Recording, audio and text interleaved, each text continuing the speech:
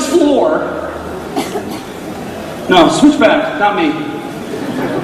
I can't even begin to tell you my love affair of carpets.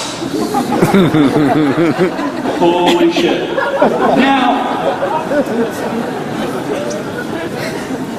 I'm not sure what the job requirement is to have this job, designing hotel carpets, but I'm pretty sure you have to be on acid.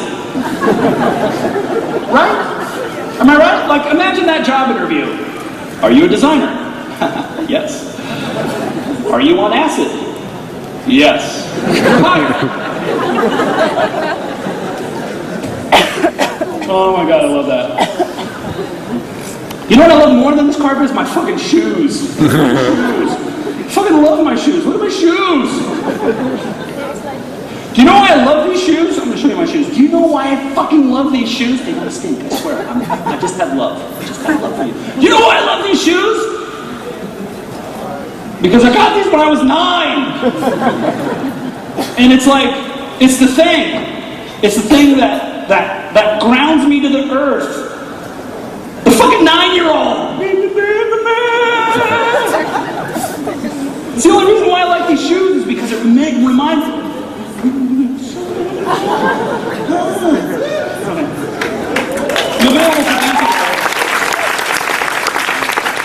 So I love these shoes because they remind me to be a kid, right? They're stupid. I had them when I was 9.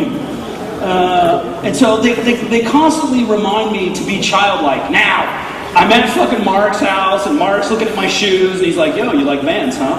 I'm like, yeah, I like Vans. He goes, oh yeah? Oh yeah? Yeah, me too. I'm like, really? 6 pair? 6? I don't fucking think so. I have 22. Clearly. Yes. Yes. Look at him, he's so sad. Look at his fucking face. He's so sad because I beat him. So you know what he does? He sends me this other email. He says, I am? Look at that. I went, oh. Really? We're going there?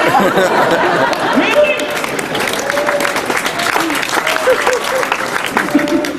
Because I clearly have this battle won. Now, I was a sponsored skateboarder. Maybe like Pete was pro, I was amateur, which meant Pete got paid, and I just got free shit. Which was kind of a cool deal. But I was amateur, rode all throughout the United States doing demos and stuff, and I have a half pipe in my backyard.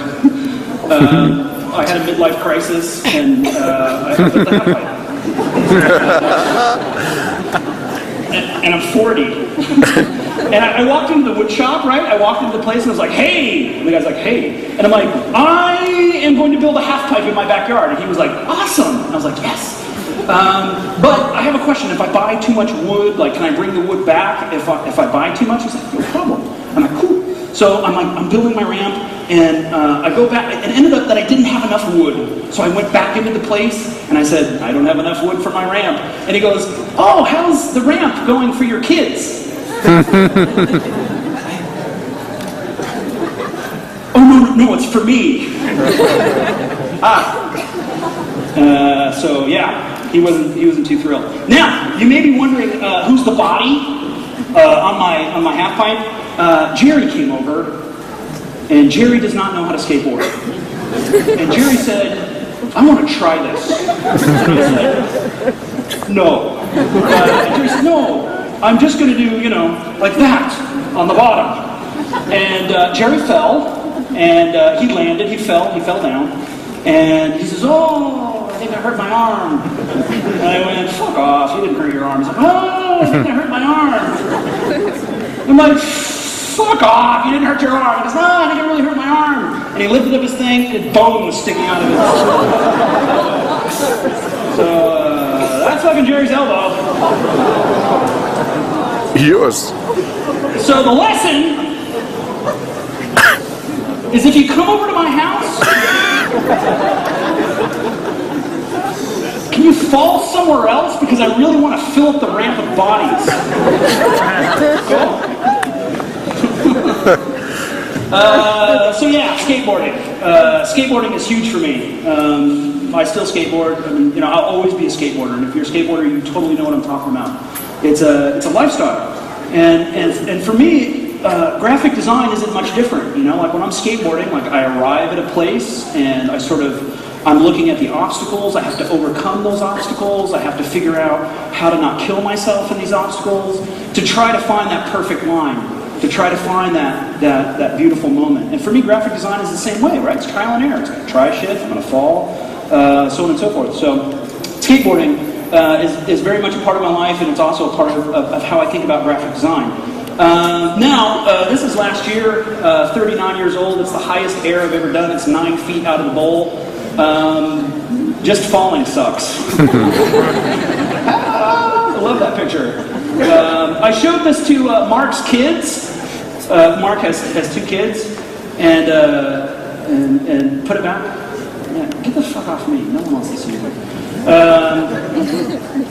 Mark said, well, that's not very, his kid said, that's not very impressive. He's just holding on to the tree.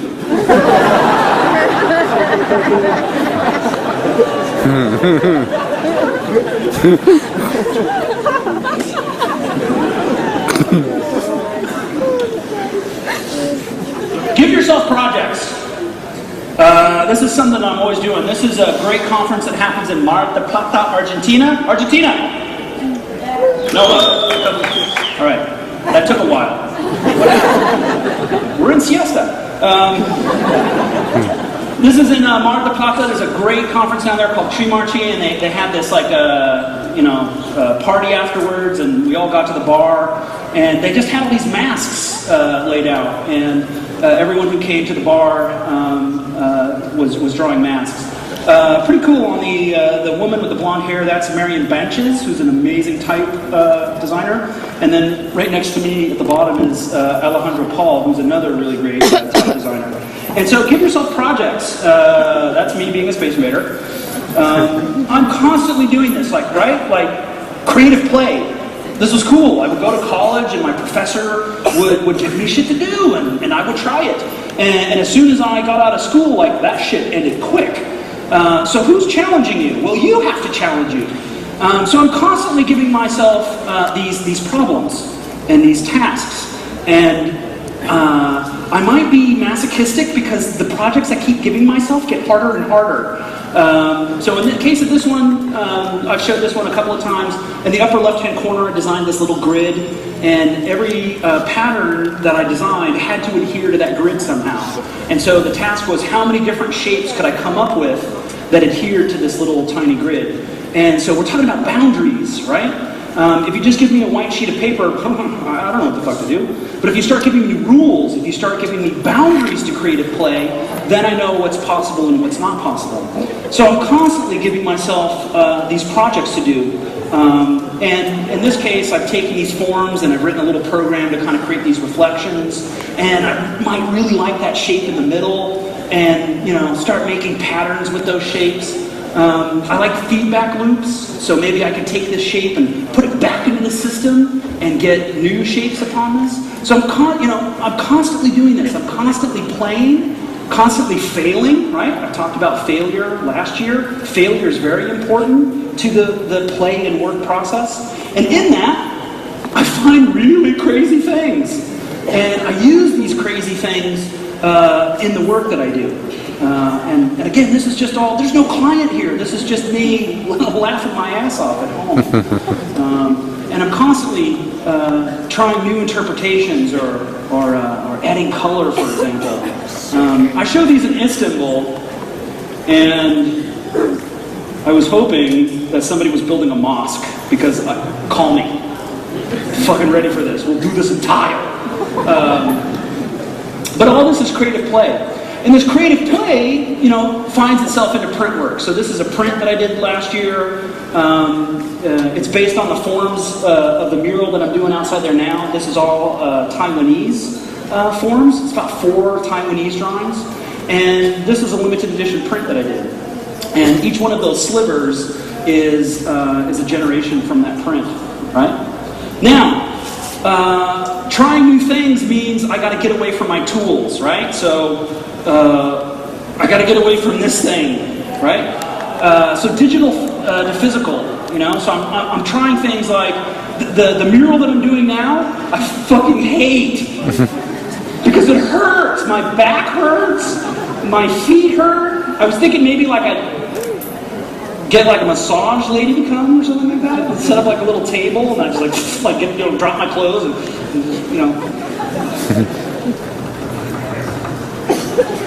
it hurts.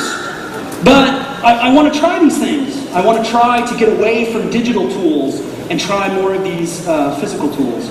So I'm constantly printing things, writing programs and getting them out into print to see what happens, what kind of things happen with ink on paper that maybe don't happen on the screen.